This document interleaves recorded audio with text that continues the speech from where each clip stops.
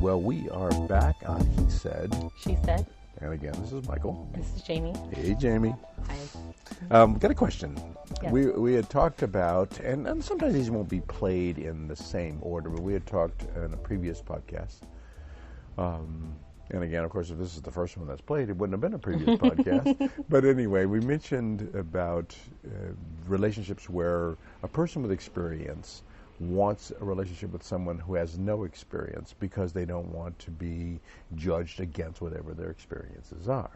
So if you don't know what good lovemaking is, then maybe whatever it is that you do, that a person does, is good enough because they don't know. So it brings the question. We did mention whether or not young people who are 16, 17, 18, 19, I don't know when people start being intimate, but they're that age, and if they marry their first girlfriend, boyfriend. I married my first girlfriend. The first woman I had a sexual relationship with, I married.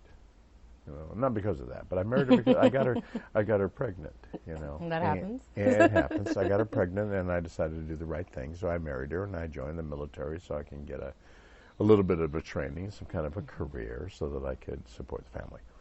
So that being said, I started out my life with only one experience, and it didn't last long. We were only married for 3 years because we grew up together and realized that we were just two different people.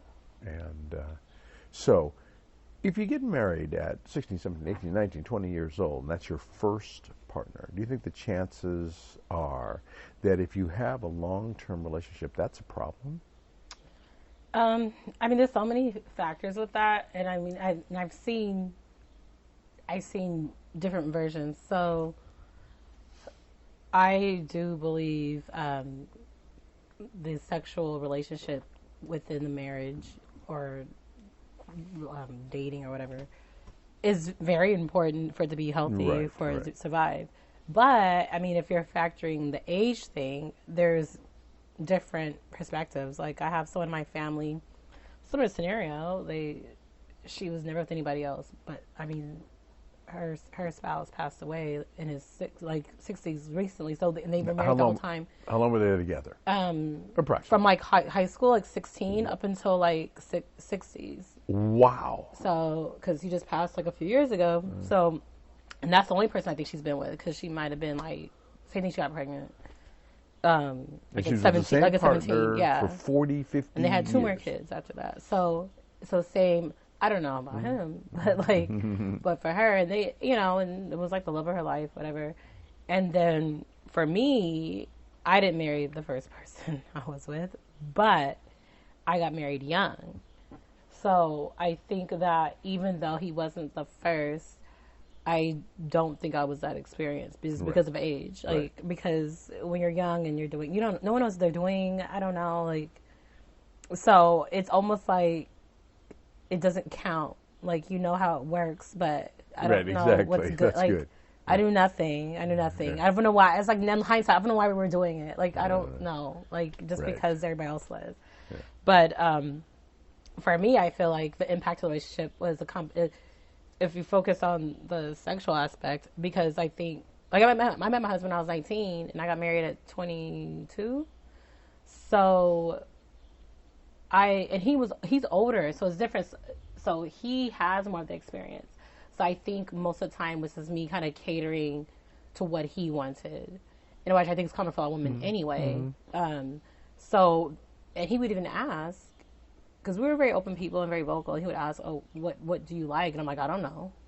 Right. I never knew. I just, because this has never crossed my mind. And then I had other experiences to compare it to, but all the other ones are bad too. So it's, not that this was bad, but right.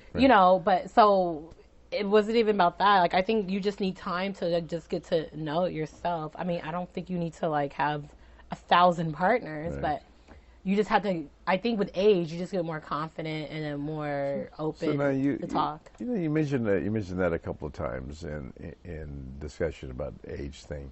So you hear the expression the May-December relationship, where you have somebody who's relatively young marrying or having a relationship with someone who's relatively not young. And so when you said he was older, how much older was he? 8 years. Okay. So I feel like now the gap has closed greatly. But I was 19, he was 27. So that's like a May-June relationship. Yeah, not yeah, May-December. yeah. I mean, now being me 35 and he's 43, it's not a big deal. Like It's not a big deal. But then it kind of was. Yeah, I get it. And the gap closes as you get older. I was just out of high school and he was like already living his life. Yeah, and I do have a question that really does have to play back on the experience concept. So if you're in a relationship with someone for 40 years, now most people are not, so this is kind of a rare case. But if you're in a relationship, you were married for 13 years. So I know plenty of people who've been married for 10 to 20 years. And for some reason, usually, that's when struggles come in, because it's a lot of time to spend with one person, and whatever problems you're having with that one person pretty much wear on your last nerve by the 15th, 16th, 17th year. Yeah. So it's kind of difficult. So I wanted to, at some time or another, I wanted to talk with you about that, about the long-term relationship and how they wear on you. But I want to make sure I got this question out. I have a friend whose husband passed away, and she's about the same age as you. And we talked about about how you get back in the saddle and how soon you get back in the saddle. You just got divorced. Did you wait for a year or 2 or 3 years before you decided to go date, or did you say, you know what, I got needs, and you just went out there and started it up again? It's weird because I was legally divorced just a few months ago, but I had been seeing somebody for probably about a year, not that person anymore. So I didn't really wait, but at the same time, even though we were legally married and we were actually living together, I would say the last 2 or 3 years of our marriage, we really weren't together anyway. But I think now, like if I go by my headspace of when our marriage is over, I would say it was about 2 years before I actually was more open to like pursuing a relationship. Before that, it kind of was like things would just kind of, it was an opportunity and I would just take advantage of the opportunity. But yeah, like it's... Did you feel any guilt or any trepidations, any reservations? No, because I felt like, I mean, at that point our marriage was just a legality. Like it just was on paper and a matter of neither one of us going to file the work sooner.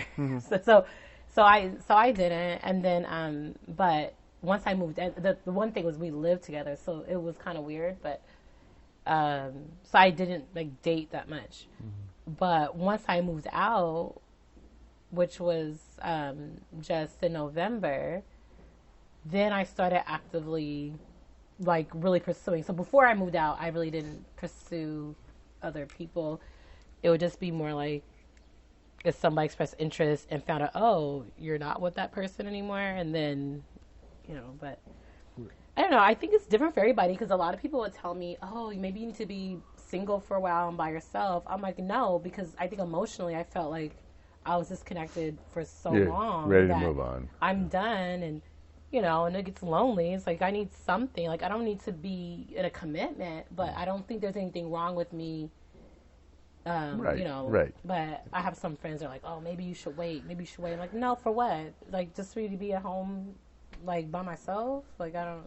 Right, exactly. No sense suffering through it because it just didn't work out. Yeah, and it's like, and I was like, look, I waited 16 years for this moment. I was 19 when I met him, so I've never been dated as an adult. So it's like, yeah. So here's another question that comes up. So once you go back into the dating world, if you're young, how soon do you think? After your first date, do you think you should be intimate with a person when you're young? Because I'm going to ask you the same question. What do you think? What is young? Well, okay, that's good. I'm like, say under. I'm 35. I think I'm still. Yeah, that's right. Say under 40. Say under 40. It's hard. It's.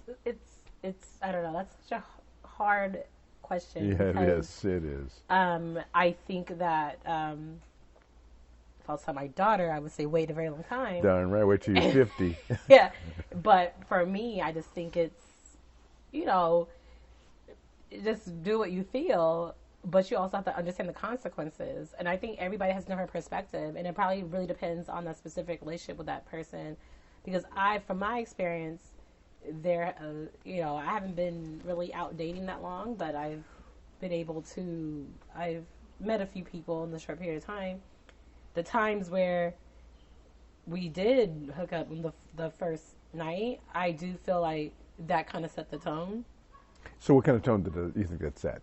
Was that positive or negative, or did it shorten the relationship? That it was, I mean, it may be negative from their perspective. And like, if there was any chance of it becoming anything more than just that, I think that a lot of guys, they were just not. Well, you know, so they wouldn't take me as seriously. That's exactly what happens. I think that's exactly what happens is when you jump into it early, then you accelerate the whole process of discovery when you jump into it early. Now, I'm not being prudish and saying, wait, but I think the fact is simple that if you go out on a date on the first night, you jump right to sleeping with the person. There's a lot of discovery that goes on between people between the time you meet them and you shake their hand and you pronounce their name incorrectly and they correct you and now you know how their name is pronounced, and the time that you are intimate with them. So there's a lot of stuff that goes on between those two times, and when you go right straight to it,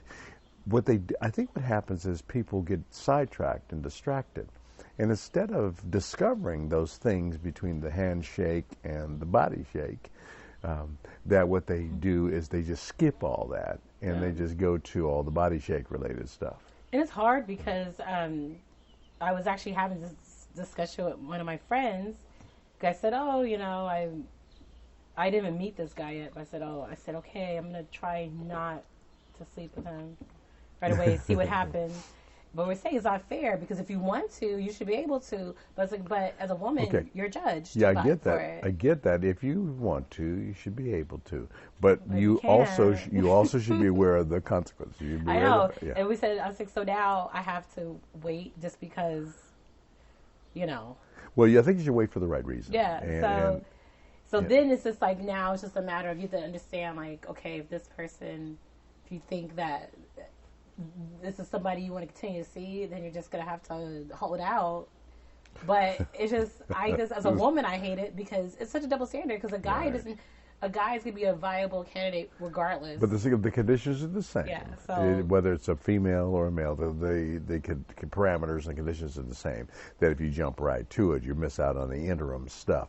The difference, I believe, is that it's okay for a guy to have a relationship that's just physical, where it's not yet okay. Well, I think, so I think from the woman's perspective, if you guys see together on the first date, I don't think that changes a woman's mind, like, oh, this is not husband material. I can't. But the guy, he's going to say, oh, well, this is all, you know. Right. So she probably did it with the last guy and the last guy. So it's a double standard. So that might bring us back to the whole inexperienced experience thing. I think the guys generally do not like a very experienced woman because it makes them feel like they've been all over the place. Or they wouldn't believe that they're not, because a lot of women are, but they just don't want to know it. Yeah, they're not special anymore. Like, I don't know a guy who usually they don't ask me, but then if they find out, it's different. Or if you put on behavior to imply. So it's hard. Yeah, it's hard question. So in the May December. Now let me define the May December thing. Assuming that January is the beginning of the month, the beginning of the year, and let's say that you're at your beginning of your dating ages, like 14, 15, 16 years old, and so that you're a January person. So a January-May relationship is probably illegal. So May, let's say that May is the 20s. You're in your early 20s when you're a May person. And if it's a December relationship, that would assume that that's the last month of the year. That would be the 90s, but I think May, December means if you're in your 20s and the partner is in their 50s or 60s or something like that, that's a May, December. That's, even though people live longer than their 50s and 60s and there are no months beyond December. So the question is, what are some of the issues with May-December relationships? We're going to come back to that. I think that's a really interesting subject because I'm in that October-November area. And so it's very important for me to understand what people think about May-October relationships. So we'll talk about that again when we come back on He Said. She Said. All right. So this is again Michael. And Jamie. We'll see you later.